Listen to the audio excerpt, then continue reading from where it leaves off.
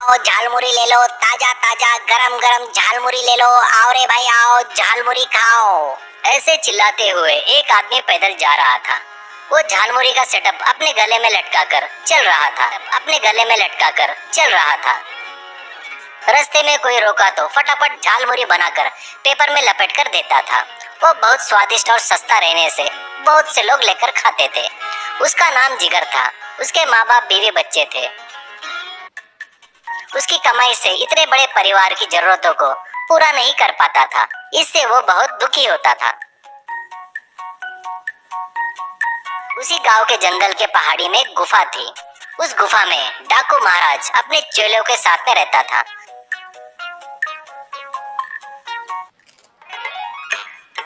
वो आजू बाजू के गांव में चोरियां करता था।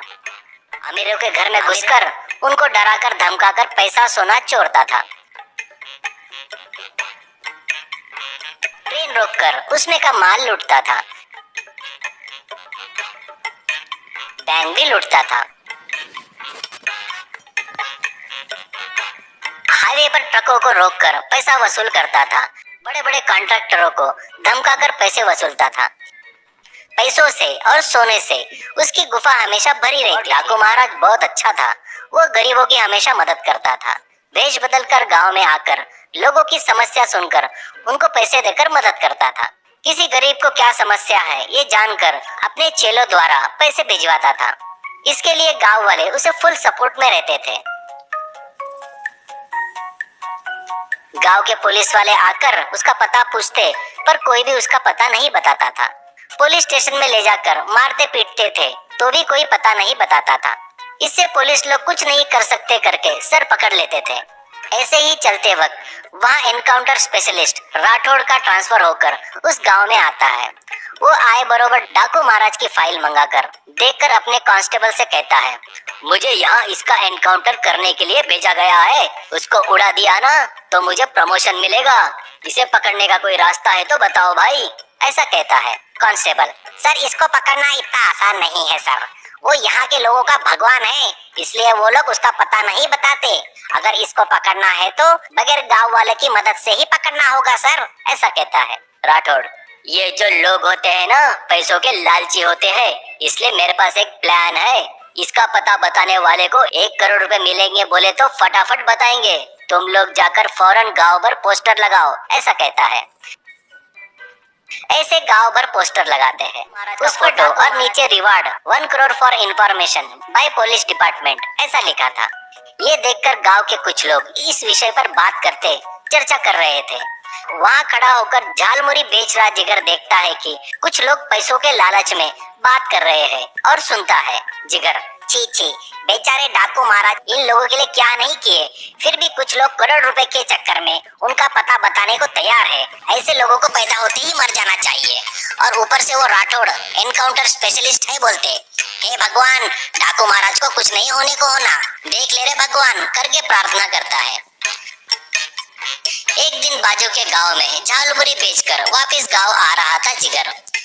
उसी जंगल में उसे रास्ते पर कुछ पेपर दिखे। वो लाइन से गिरे हुए थे। वो एक पेपर उठाकर देखता है, ये क्या है? ये तो मेरे झालमुरी लपेट के दिए हुए पेपर जैसे दिख रहा है। ये जिसने भी लिया है वो खाते खाते इस रास्ते में फेंक कर जा रहा है शायद। लेकिन झालमुरी खाने वाले जंगल में क्या कर रहे हैं? सोचकर वो पेपर उठाते हुए आगे बढ़ रहा था।